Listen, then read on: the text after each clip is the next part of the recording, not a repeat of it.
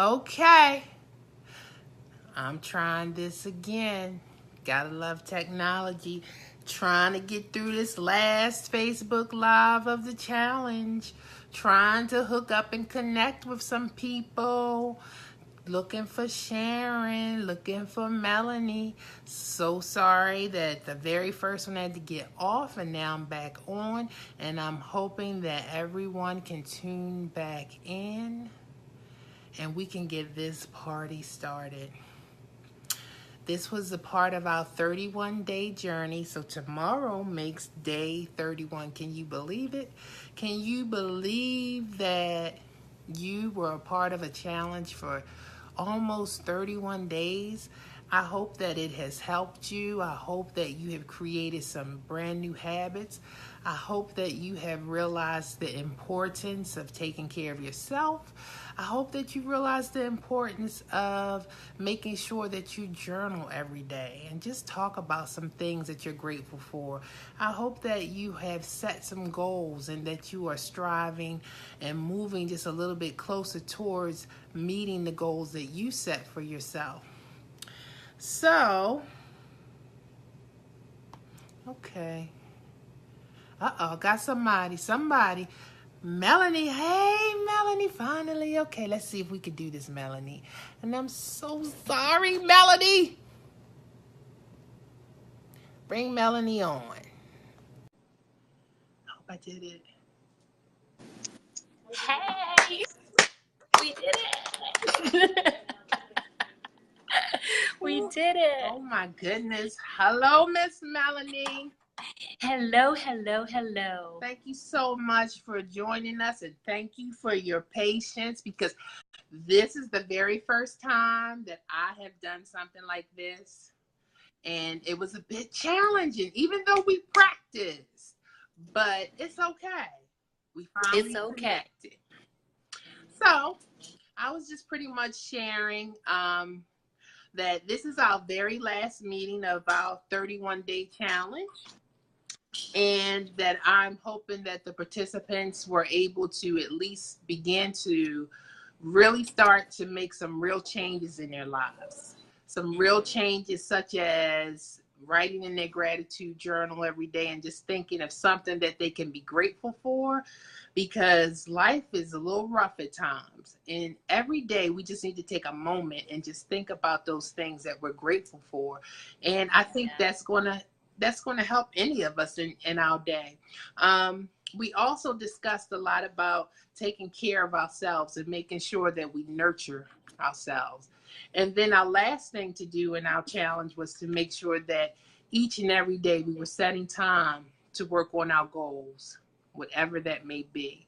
A lot of the people in the group are maybe aspiring to start businesses. So as I was saying earlier, I like to work with the brand new person that's just thinking about business, who may be unsure, because my goal is to help them to plan, define their goals, and execute their goals.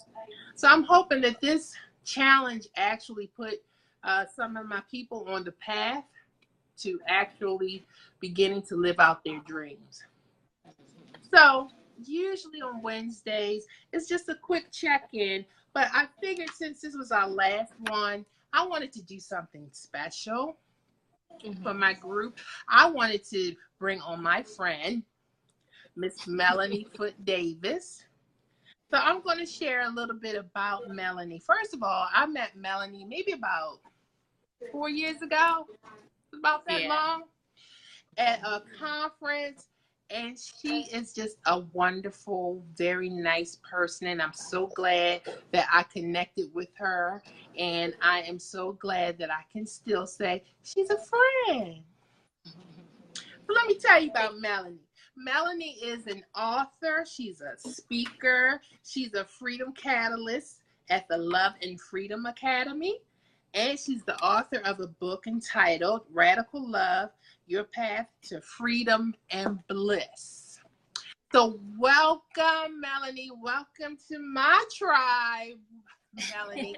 So glad that you could be here to share with us this evening. Thank you, thank you so much for having me, Harriet. And yes, I too am really glad that we could actually say that we're friends because we're like sisters in business, but it's really important to have people that you can align with who have shared values while you're doing business that you can lean on. And you have truly been one of those people for me. And so I am honored to be here to support you and to serve your tribe. Thank you. I appreciate it. And you've been the same for me. So we're going to go ahead and get started and pick Miss Melanie's brain. And she's going to help us with the one thing that we focused on was taking care of ourselves. And I find that a lot of times women just don't do that for themselves. And I know that it's because a lot of times we are taught that we are the nurturers of the family and we're supposed to be everything to everybody else. And while we're being everything to everybody else, we're not taking care of ourselves. So our cups are definitely becoming depleted every day and we're not taking that time to fill our own cup. So that's what we want to talk about. And we just want to help women to understand the importance of taking care of themselves. So my first question is, why is it important for women to take a moment to nurture themselves? Ooh, that's a loaded question. Let me just say that. That's a loaded question. But I think it's important because in this day and time, we've been conditioned, like programmed, if you will, to overserve. And so we're constantly giving from a depleted place. We constantly giving from our leftovers, as you will, and it would be more beneficial for us to give from our overflow, not from our reserves, but from our overflow, which means filling ourselves first and giving from what pours out. The reserve would be more or less like when you drive in your car and you're running out of gas and it's like 5 miles till empty. Right. That's the place that we've been giving from. Mm-hmm. And so what happens is we've been passing down this defective model from generation to generation to generation because we have this concept of what strong looks like. And we've been conditioned to believe that strong means self-sacrifice and self-compromise. And it's not serving us. And so if we don't take time now to stop and redefine what strong looks like, reframe our whole narrative around that conversation, then we're going to continue to pass this on to the next generation. And it's essentially killing us. It's killing our spirits, it's killing us emotionally, and it's tearing our bodies up physically. Okay. So when we are filling our cup, what I'm hearing you say is that we're trying to fill it up so we can get an overflow. So we can serve from the overflow. So just filling your cup up is not enough. You want to get a little more. Am I right? Absolutely. Okay. And the thing is, filling our cup first. We're trying to fill somebody else's cup up. Right. Okay. And we have nothing to pour into it. Okay. Makes sense to me. So we got to love ourselves. We got to fill that cup up until it overflows. So when we have that overflow, it's easier to give without, like you said, depleting yourself and just giving from our reserve. Okay. All right. So I know that you are the author of the book, Radical Love. So tell me, what is radical self-love? What is that? So first of all, let me just say this, that radical means something different to different people. So what may feel radical to one, what may feel subtle to one person may feel radical to another. So when you dare to draw the line in the sand and take a stand for yourself by simply putting some boundaries around your time, that may feel radical to the person on the other end because they're not used to it. And then when we think about self-love, let me just first address what self-love is not. Okay. It is not selfish. It is not narcissistic, right? And it's not something that we use in terms of an emergency plan where we wait until we deplete it. It's something that we practice every single day. Right. So it's a practice, it's a process, and it's a choice. And so it's important for us to choose it. Absolutely. Mm-hmm. And so I told you what it's not. So what it is being able to choose. Again, give yourself permission to choose not to settle for less than what you deserve in all areas of your life. It's choosing to be in relationship and situations that are nourishing and supportive. Okay. And it's choosing to, again, draw that line in the sand and do what's going to be self-supportive and self-loving, that's kind and compassionate towards yourself, even if that means disappointing another. That's deep. That's deep.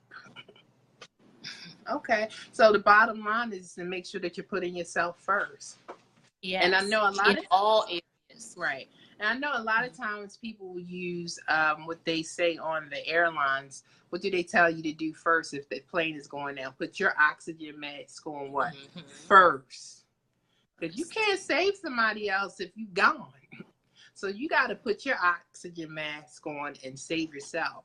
So I love, the title Radical Love, Radical Self-Love, because one thing I used to do for my radical self-love, I would go to the spa and I would spend like the weekend. I would go to a spa at a nice hotel, spend the weekend and just pamper myself. I mean, like all day. Like, people don't understand. People are like, well, that's a lot of money. But sometimes you just got to sacrifice for you, because the feeling and my cup was full when I left out of there, because of all the attention that I received while I was there, all of the quiet that I received while I was there, all of the refocusing I could do while I was there. It was like the best thing. So I don't understand sometimes why women feel like, and I know you said it's not selfish, and it's not, but they feel like, oh, I shouldn't do that, and I don't deserve all of that. That is crazy to me. Because, it's that programming. Right. It's that programming that I mentioned. And so here's the thing. When you talked about that spa day, and I heard you use the word sacrifice, like someone said that's a lot of money to sacrifice. So if we keep in mind that there's cost and then there's value, and the real sacrifice is not investing in yourself to make sure that you were nourished. The sacrifice is choosing not to take that day for yourself.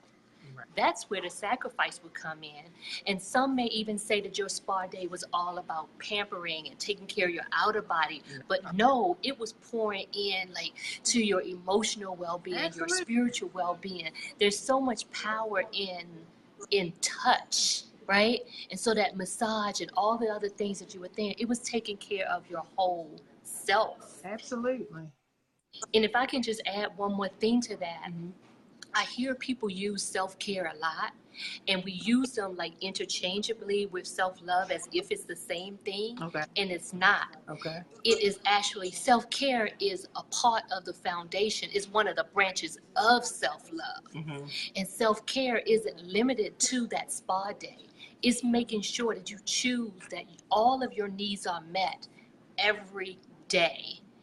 Your spiritual needs, your emotional needs, your physical needs, and your financial needs.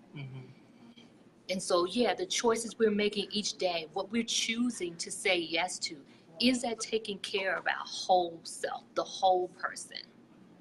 Okay. That's some good stuff, Miss Melanie. Good stuff. Woo, woo. Because I believe in it. I believe in self-love, self-care, all of it. You got to take care of the whole person, because I'm a whole person. And like you said, all of those parts need to be nurtured. So how does taking care of yourself help to increase your productivity?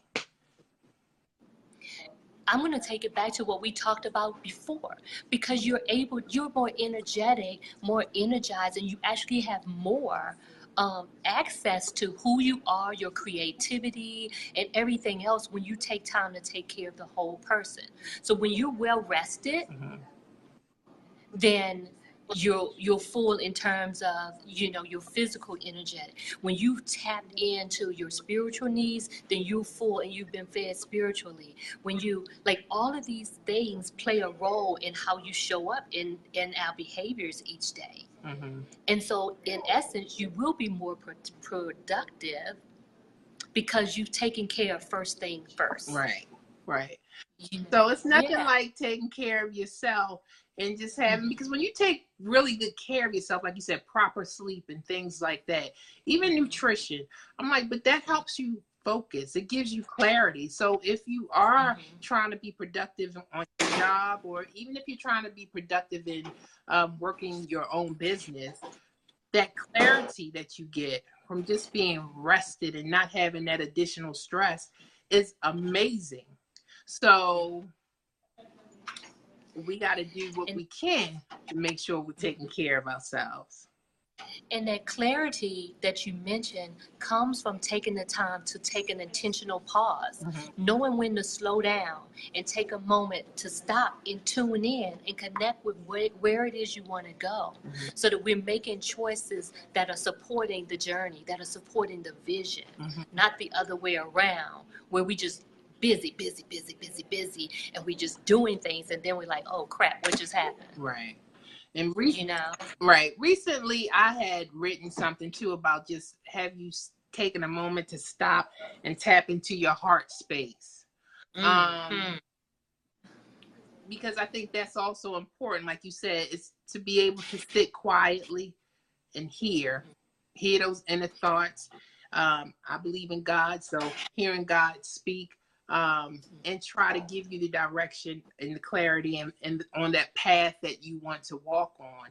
So I think that it's also important to sit down every now and then and tune into your heart, tune into that heart space, and just sit and listen from time to time. Yeah. Actually, I recommend that to my clients. I have them because how you start your day is how you play. And so when we start our day tapping into our spiritual needs and tapping into the source here, like you just mentioned, that heart space, I have them take a love soak in the morning where before their feet hit the floor, to place their hand over their heart and just tune in and just say, what do you need? What do you need to feel today? Or what do you need to hear today? Or what do you need to experience? Either one of those questions. And just sit with it for just 30 seconds to a minute. And just trust that God, the inner wisdom in you, will guide your day. You know? Okay. So, I like that one.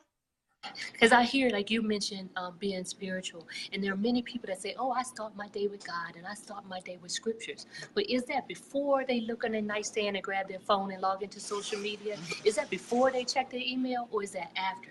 So starting that day with source, remembering that God is within us too. So you starting here and then moving into the other aspects of God from reading his word. I like that, Melanie. That's why you the radical love catalyst. Can you tell I'm passionate about this? You are passionate. Yes, you are.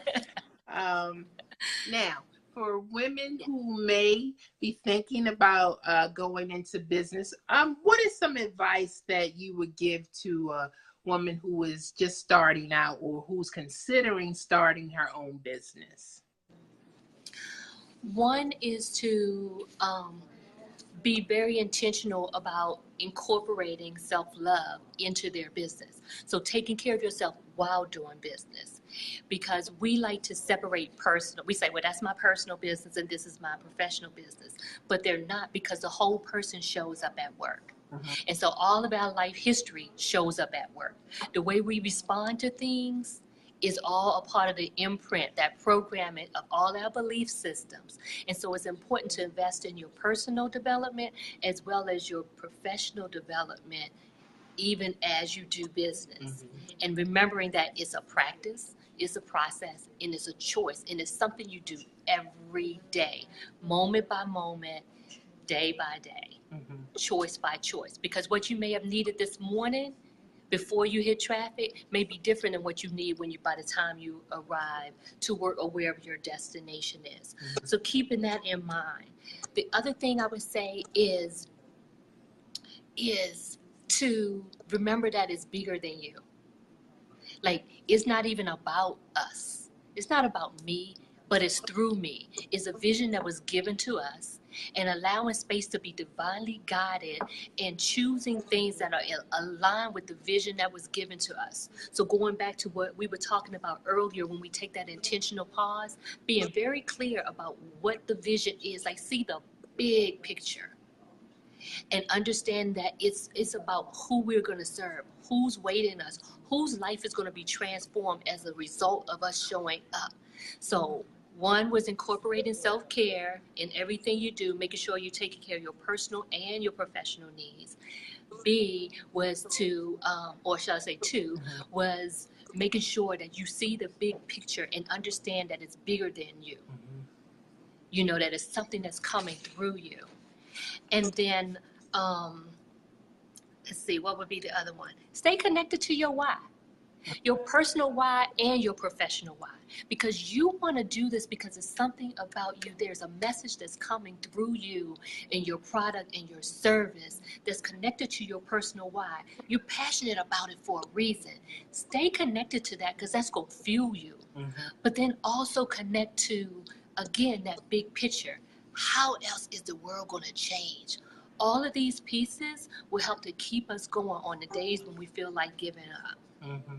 On the days when we don't feel like our dream is going to be realized, it reminds us like, no, this is why I'm doing this. This is what makes this important. Absolutely. And she's who I was meant to serve, and his life is going to change because of that. So, yeah. I like that. And especially, you know, like staying connected to the why. I was sitting here just thinking about that one piece though. And that is so important and critical because the one thing about the journey of starting business is not going to always be easy. It's not going to be this little cakewalk that you might think it's going to be. It's going to have lots of hills and valleys. And another thing too that we also have to think about is that it does at some point you're going to have to want to invest in yourself as far as personal development or the professional growth. And because you are going to experience the different peaks and the valleys, when you're in the valley, it's your why that keeps you going.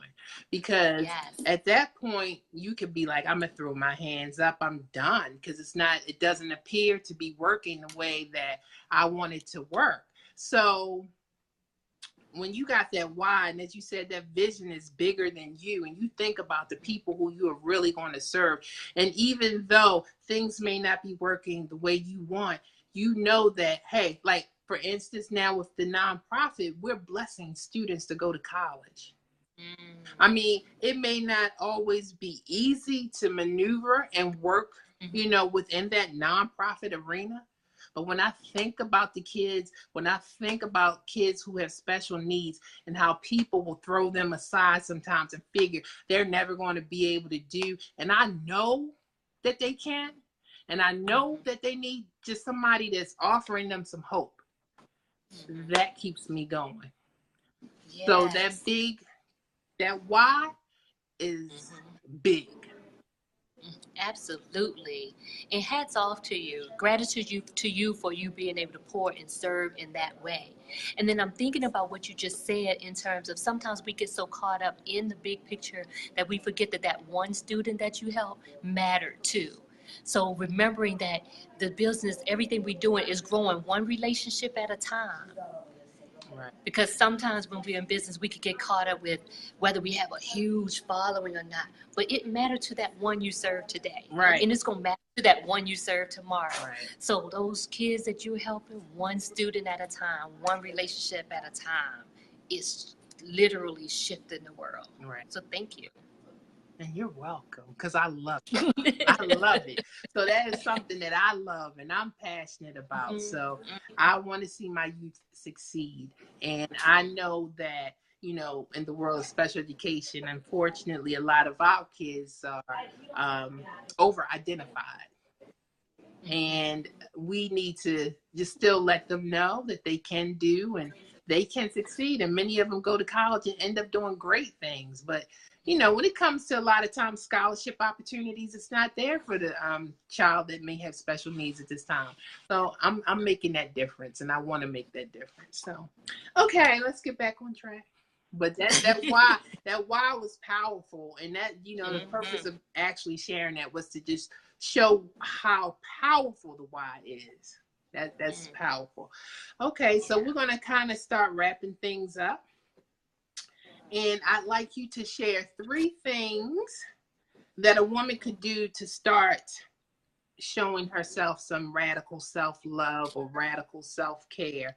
What are 3 things that she could just start doing to make that transition to making sure that she's nurturing herself every day?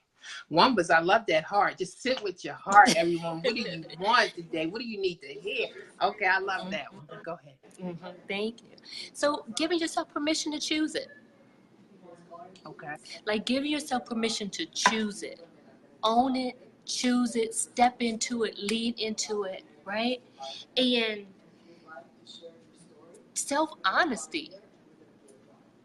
Being honest about who you are, the value that you bring, where you are in your life right now, like that awareness, and being honest about that, being honest about what you need so you can ask for and accept the support that you need on this journey, and being like daring to ask for it and expect to receive it. Okay.